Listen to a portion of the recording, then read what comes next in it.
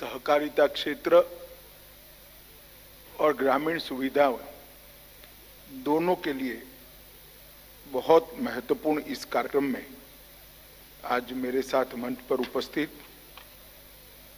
श्रीमान अश्विनी वैष्णव जी, केंद्रीय इलेक्ट्रॉनिक और सूचना प्रौद्योगिकी मंत्री, जिनके कारण आज 2 माह के अल्प अवधि में 17,000 से ज्यादा पैक्स सीएससी बन चुके हैं।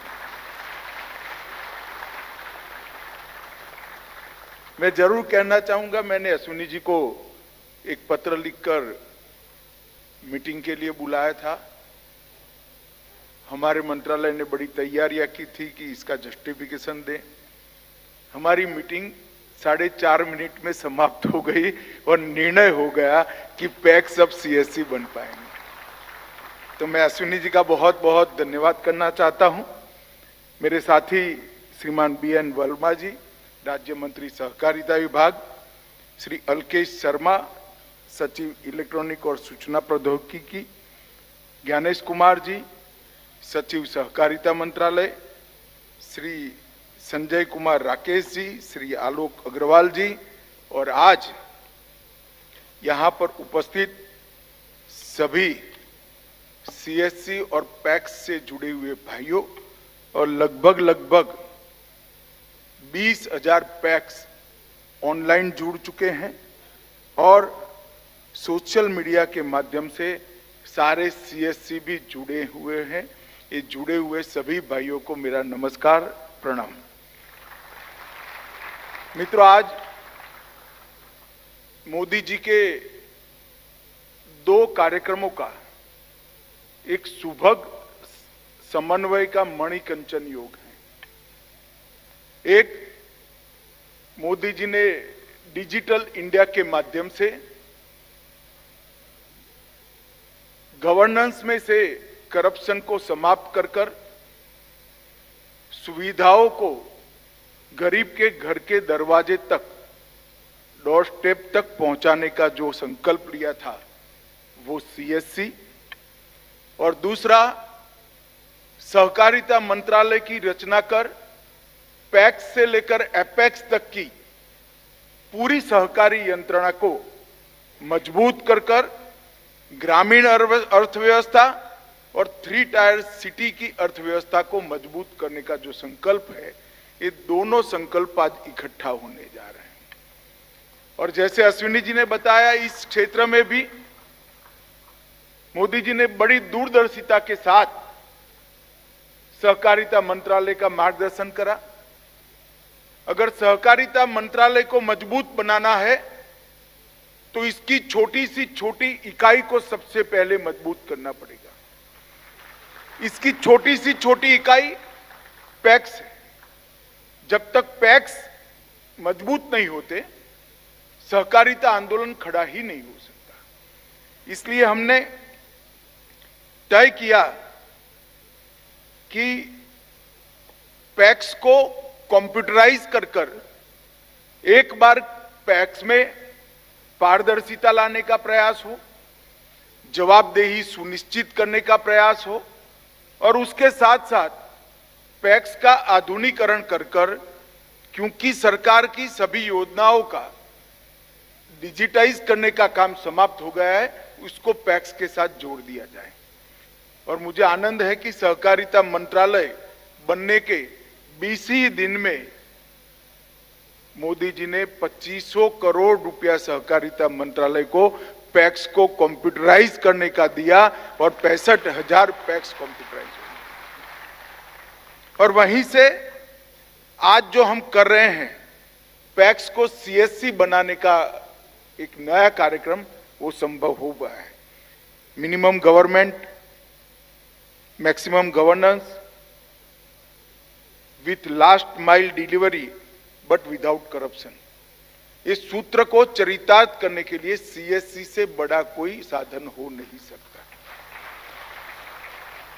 आज भारत सरकार और राज्य सरकारों की 300 से ज्यादा छोटी छोटी लाभार्थी योजनाओं को सीएससी के साथ जोड़ दिया गया है। और इस सीएससी की रीच अगर गांव के गरीब व्यक्ति तक पहुंचानी है, भूमि विहीन खेत मजदूर तक पहुंचानी है, गांव के दलित और आदिवासी तक पहुंचानी है, तो पैक्स से बड़ा कोई जरिया हो नहीं सकता। आज पैक्स और सीएससी दोनों एक हो रहे हैं। इससे गरीबों की सुविधाओं में तो बढ़ोतरी होगी ही होगी और ग्रामीण अर्थव्यवस्था को भी नई ऊर्जा और नई ताकत मिलेगी। इसमें ऊर्जा का संचार भी होगा।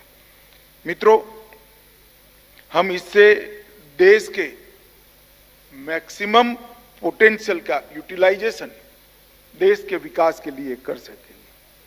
मुझे कहते हुए आज आनंद है कि लगभग 17,176 पैक्स कल 2 बजे तक सीएससी में अपना रजिस्ट्रेशन करा चुके हैं।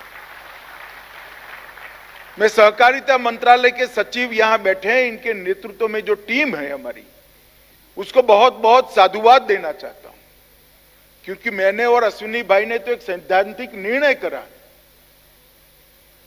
कि पैक्स को सीएससी बना पाओगे, मगर इसको जमीन पर उतारना बड़ा कठिन होता है।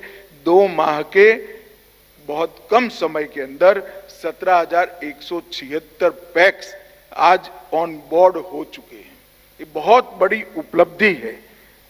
मित्रों, लगभग 17,176 पैक्स में से 6,670 ने अपना लेन देन भी चालू कर दिया है और आने वाले समय में सभी के सभी पैक्स इसका लेन देन 1 सप्ताह से 15 दिन के समय के अंदर पूरा करेंगे।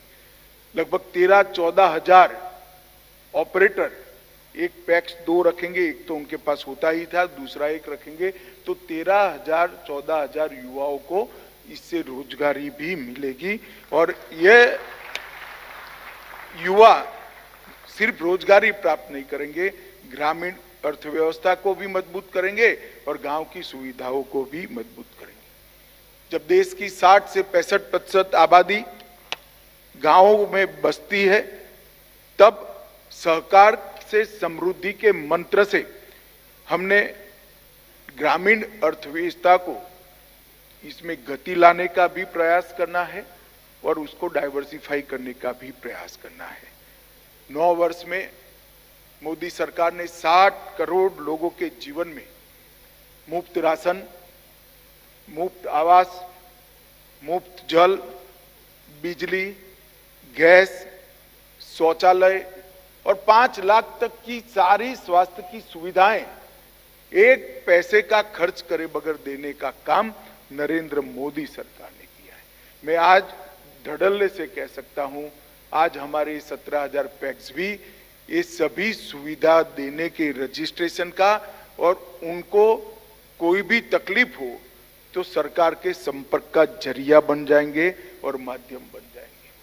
मोदी जी ने जो बहुत बड़ा परिवर्तन किया है, इसमें जनधन अकाउंट, आधार कार्ड, मोबाइल और इसके साथ साथ डिजिटल इंडिया मिशन के तहत गांवों और ग्राम पंचायतों को ऑप्टिकल फाइबर का एक जाला फैलाने का बहुत बड़ा काम किया। 9 वर्षों में हमारे देश में इंटरनेट कनेक्टिविटी में 250% की वृद्धि हुई है। 9 वर्ष में इंटरनेट कनेक्टिविटी, इंटरनेट का उपयोग करने वाले लोगों की संख्या में 250% की वृद्धि हुई है। और इसके साथ साथ जीबी डेटा की जो लागत थी, इसके अंदर 96% कमी भी की है, जिससे गरीब से गरीब व्यक्ति इस सुविधा का उपयोग कर पाए। मित्रों, आजादी के अमृत महोत्सव के वर्ष में 60 करोड़ भारतीय जो अपने आप को देश के अर्थतंत्र के साथ जोड़ नहीं पाते थे, इनका देश के अर्थतंत्र से स्नान सूतक का संबंध ही नहीं था। उनका पूरा जीवन सुबह पूरा दिन कमाई करना और शाम को कमाए हुए पैसे खर्च कर कर अगले दिन की 2 वक्त की रोटी खरीदना, इसी में बह जाता था। ना वो अपने बच्चों की पढ़ाई लिखाई का ध्यान कर सकते थे, ना उनके स्वास्थ्य की चिंता कर सकते थे। ये 60 करोड़ लोगों के जीवन में नए प्राण फूंकने का काम देश के प्रधानमंत्री नरेंद्र मोदी जी ने किया। आज ये 60 करोड़ लोगों के पास घर है, बिजली है, शौचालय है, घर में शुद्ध पीने का पानी है, गैस का सिलेंडर है, 5 लाख तक की स्वास्थ्य की चिंता से मुक्ति है और 5 किलो प्रति व्यक्ति प्रति माह अनाज भी उनको free of cost Narendra Modi सरकार दे रही है। इसका मतलब हुआ ये 60 करोड़ लोग अब अपनी आजीविका के लिए, अपने जीवन यापन के लिए जो संघर्ष कर सकते हैं, करते थे, वो अब जनधन के माध्यम से देश की अर्थव्यवस्था से जुड़ चुके हैं और वो देश की अर्थव्यवस्था में कंट्रीब्यूट करना चाहते हैं। कंट्रीब्यूट करना तो चाहते हैं, उनके भी सपने हैं, उनके बच्चे डॉक्टर बने, इंजीनियर बने, कलेक्टर बने, अच्छे बिजनेसमैन बने, कोई स्टार्टअप लेकर दुनिया में नाम कमाए, देश की सेवा करे, मगर कैसे करे? पूंजी नहीं है। पूंजी के बगैर कोई उद्यम हो नहीं सकता। अगर पूंजी के बगैर उद्यम करना है तो उद्यम करने वाले लोगों के पास बहुत बड़ी मजबूरी थी। मोदी जी ने सहकारिता मंत्रालय बनाया और सहकार के समृद्धि के माध्यम से जिनके पास कम पूंजी है, ऐसे करोड़ों लोगों का एक बड़ा समूह बनाकर कम पूंजी को इकट्ठा कर बड़ी पूंजी बनाकर उनकी समृद्धि का विचार करना, वो ही सहकारिता है। मैं आज आपको एक उदाहरण देना चाहता हूं। हमारे यहां त्रिभुवन भाई पटेल करके बहुत दूरदर्शी सहकारी नेता थे गुजरात में। उन्होंने 15 किसानों को लेकर एक दूध कोऑपरेटिव बनाई और वो दूध कोऑपरेटिव ने किसानों के दूध को इकट्ठा कर उसके व्यापार का काम शुरू किया। 15 किसान। मित्रों, आज वो दूध कोऑपरेटिव के साथ 36 लाख परिवार, मतलब 36 लाख बहनें जुड़ चुकी हैं। 36 लाख बहनों ने सिर्फ 100 रुपये की पूंजी लगाई है। कितनी? 100 रुपये की, सिर्फ 100 रुपये की। और ये 36 लाख बहनों के पास 58,000 करोड़ का मुनाफा आज जा रहा है। छोटी छोटी पूंजी मिलकर कितनी बड़ी ताकत बन सकती है और कितनी समृद्धि हर घर में पहुंच सकती है, इसका उदाहरण ये अमूल का श्वेत क्रांति का आंदोलन है।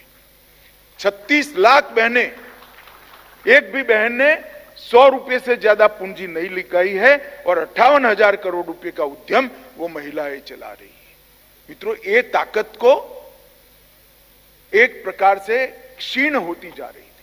मोदी जी ने नया मंत्रालय बनाया, इसके अंदर प्राण पूर्णे का काम किया और कोऑपरेशन मंत्रालय का ये प्लेटफॉर्म ग्रामीण अर्थव्यवस्था के डाइवर्सिफिकेशन के लिए और ग्रामीण अर्थव्यवस्था को और सुविधाएं पहुंचाने के लिए और ग्रामीण नागरिकों को करप्शन से मुक्त करने के लिए अब सीएससी के माध्यम से भी काम करेगा। हमने पैक्स को कंप्यूटराइज किया, एफपीओ बनाने की परमिशन ले ली, पैक्स को मल्टीपर्पज बनाया, 3 मल्टी स्टेट कोऑपरेटिव सोसाइटीज बनाई, बीज उत्पादन, ऑर्गेनिक उत्पादों के मार्केटिंग की और निर्यात की, जिसके साथ सभी पैक्स को जोड़ा है। खाद्यान्न भंडारण की विश्व की सबसे बड़ी योजना आज पैक्स कर रहे हैं। मैं आपको विश्वास दिलाता हूं, आने